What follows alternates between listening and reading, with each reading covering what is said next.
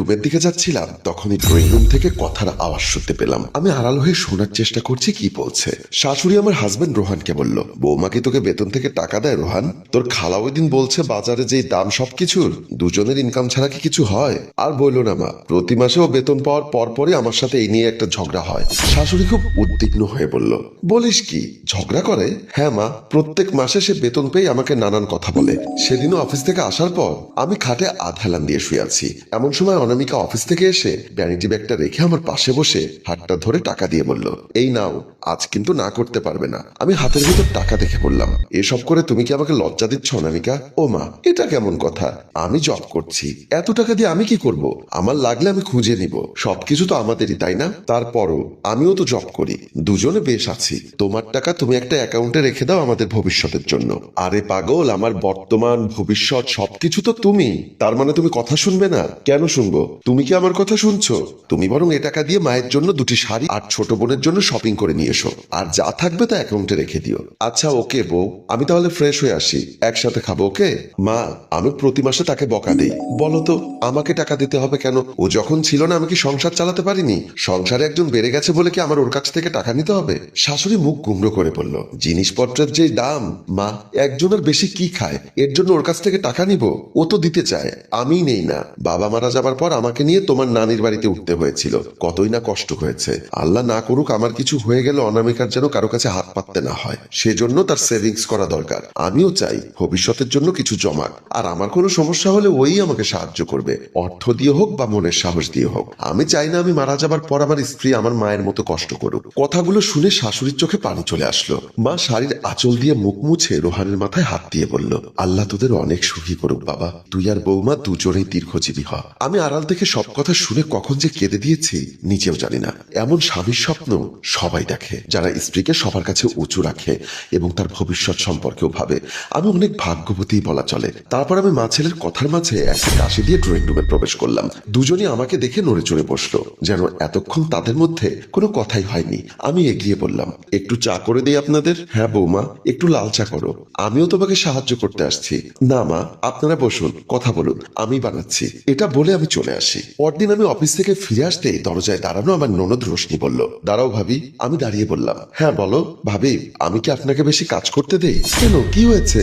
আমি যে আপনাদের ওয়াশরুমে আমার কিছু জামা ধুয়ে দিতে রেখেছি, সেসব একটু ধুয়ে দিতে পারেননি? আমি আসলে সময় পাইনি, আমি এক্ষুনি ধুয়ে দিব বোন, রাগ করো না। এমন সময় শ্বশুর এসে বলল, কিরে রোশনি, তুই নিজের কাপড় নিজে পরিষ্কার করতে পারিস না?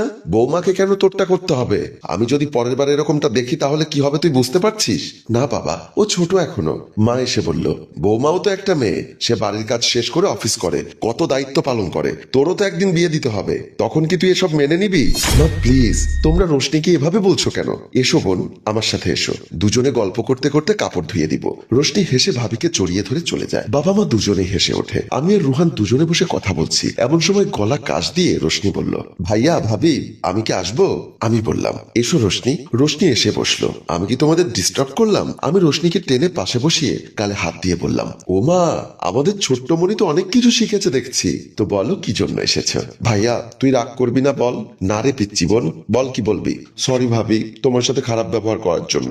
আমি জানতাম না যাকে খারাপ ব্যবহার করি সেই আমাদের জন্য এত কিছু করে। জামা কেনার জন্য তুমি টাকা দিয়েছো, সেটা মায়ের কাছ থেকে শুনলাম আজ। আমি খুব খারাপ ভাবি বলে কান্না করে দেয় রোশনি। আমি রোশনিকে বুকে নিয়ে চোখ মুছে দিয়ে বললাম, আরে আরে কান্না কেন করছো? আমি তো কিছু মনে করিনি, আর এসব মনে রাখি না। রোহান বোনকে মাথায় হাত বুলিয়ে দিয়ে বলল, ভাগলি বোন আবার, তোর ভাবি কিরকম সেটা তুই জানিস? তুই যে নিজের ভুলটা বুঝতে পেরেছিস তাও অনেক বেশি। আমি বললাম, তোমরা ভাই বোন বসো, আমি চা নিয়ে আসছি। বলে উঠতেই রোশনি আমার হাত ধরে বলল, ভাবি আগে বলো তুমি আমাকে ক্ষমা করেছো? তোমাকে ক্ষমা করার কি আছে? তুমি তোমার ছোট্ট মনের মতো, যে সময় যেটাই বলুক আমাকে নিঃসন্দেহে বলবে। এখন বসো, আমি চা নিয়ে আসি। ঠিক আছে ভাবি। আমি রুম থেকে বের হয়ে রান্নাঘরের দিকে চলে গেলাম। আমি রান্নাঘরে গিয়েও এক প্রকার ঘোরের মধ্যে আছি। রোহান এত ভালো কেন? মনে হচ্ছে যেন নিজের কলিজা খুলে রান্না করে দিলেও কম হয়ে যাবে, কারণ স্বামীর দেওয়া সম্মান অনেক বড় সম্পদ। নিজেকে অনেক ধনী মনে হচ্ছে। আমার প্রতি তার চিন্তা ভাবনা শুনলাম সেদিন, আজ বোনের দিক দিয়ে শুনলাম। সকালবেলা সবাই ড্রয়িং রুমে যার যার মতো রেডি হয়ে আসলাম। মা বলল, বৌমার রোশনি এখনো বের হতে পারলো না রোহান। বাবা বলল, মেয়ে মানুষ তো, একটু সাজগোজ দরকার আছে। তুমি তো আবার সেই অনেক আগে থেকে রেডি হচ্ছিলে। কি তার মানে তুমি বলতে চাচ্ছ আমিও সাজ করি, আমি দেরি করি? রোহান বলল, মা প্লিজ তোমরা আবার ঝগড়া করো না তো। এমন সময় আমি আর রোশনি আসলাম। আমরা আমরা রেডি। রোশনি বলল, আমরা কোথায় যাচ্ছি ভাইয়া?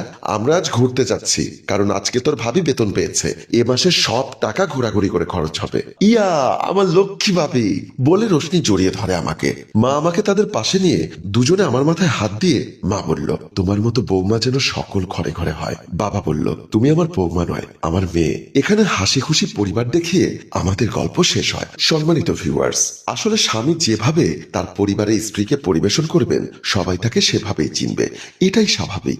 এমন একটা মানুষকে চোখ বন্ধ করে বিশ্বাস করা যায়, ভালোবাসা যায়। সুখী হোক সকল পরিবার।